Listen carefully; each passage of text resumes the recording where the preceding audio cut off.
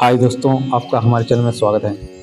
दोस्तों, आज के वीडियो में हम जानेंगे बालक ध्रुव आखिर कैसे बना तारा। चलिए दोस्तों, वीडियो को शुरू करते हैं। स्वयंभू मनु और शत्रुपा के दो पुत्र थे, प्रियव्रत और उत्तानपाद।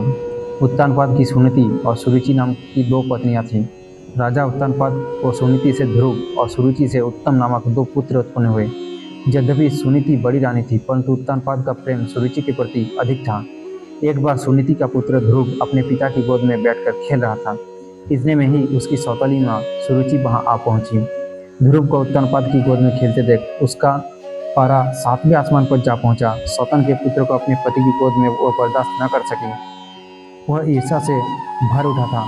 उसने झपट कर बालक ध्रुव को राजा की गोद से खींच लिया और अपने पुत्र उत्तम को उसकी गोद में बिठा दिया तथा बालक ध्रुव से बोली, अरे मूर्ख, राजा की गोद में वही बैठ सकता है जो मेरी कोख से उत्पन्न हुआ हो। तू मेरी कोख से उत्पन्न नहीं हुआ, इसलिए तूने इसकी गोद में या राज सिंहासन में बैठने का तुझे कोई अधिकार नहीं।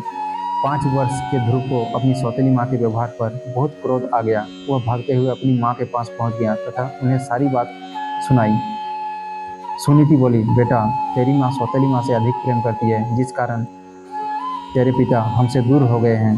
तुम भगवान को अपना सहारा बनाओ। माता के वचन को सुनकर ध्रुव को कुछ ज्ञान आया और वह भगवान की भक्ति करने के लिए पिता के घर छोड़कर अपने मार्ग पर चल पड़े। मार्ग में उनकी भेंट देवर्षि नारद से हुई। देवर्षि ने बालक ध्रुव को बहुत समझाया, किंतु ध्रुव ने एक नहीं माना। नारद ने उसके दृढ़ संकल्प को देखा और ध्रुव को अपने मंत्र की दीक्षा दी। इसके बाद देवर्षि राजा उत्तानपाद के पास पहुंच गए। राजा को उसने सब कुछ सुनाया। इससे राजा का बहुत पछतावा हुआ, लेकिन उन्होंने राजा को धीरज बंधाया और कहा कि भविष्य में वह अपने जस को संपूर्ण पृथ्वी में फैलाएंगे। उनके प्रभाव से आपकी कीर्ति इस संसार में फैलेगी। नारद जी के इन शब्दों से राजा उत्तानपाद को बहुत तसल्ली हुई। उधर बालक ध्रुव जमुना के तट पर जा पहुँचे तथा महर्षि नारद से मिले मंत्र से भगवान नारायण की तपस्या आरंभ कर दी। तपस्या करते हुए ध्रुव को अनेक प्रकार की समस्याएं आई, परंतु उन्होंने अपने संकल्प पर अडिग रहे। उनका मनोबल कभी विचलित नहीं हुआ। उनके तप का तेज तीनों लोकों में फैलने लगा। वह ओम नमो भगवते वासुदेवाय का मंत्र जाप करता रहा। उनकी मंत्र की ध्वनि वैकुंठ में भी गूंज उठी।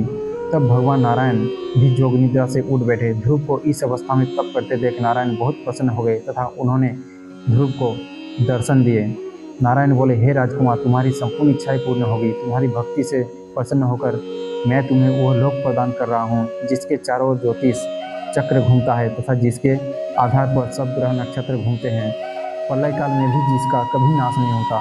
सप्तऋषि भी नक्षत्रों के साथ जिसकी प्रदक्षिणा करते हैं। तुम्हारे नाम पर वह लोक ध्रुव लोक कहलाएगा।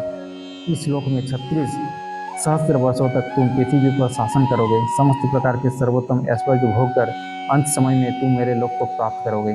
बालक ध्रुव को ऐसा वरदान देकर नारायण अपने लोक को लौट गए। नारायण के वरदान स्वरूप ध्रुव समय पर ध्रुव तारा बन गए। दोस्तों, अगर वीडियो अच्छा लगे तो लाइक करना, शेयर करना और हमारे चैनल को सब्सक्राइब कर देना। जय श्री कृष्ण।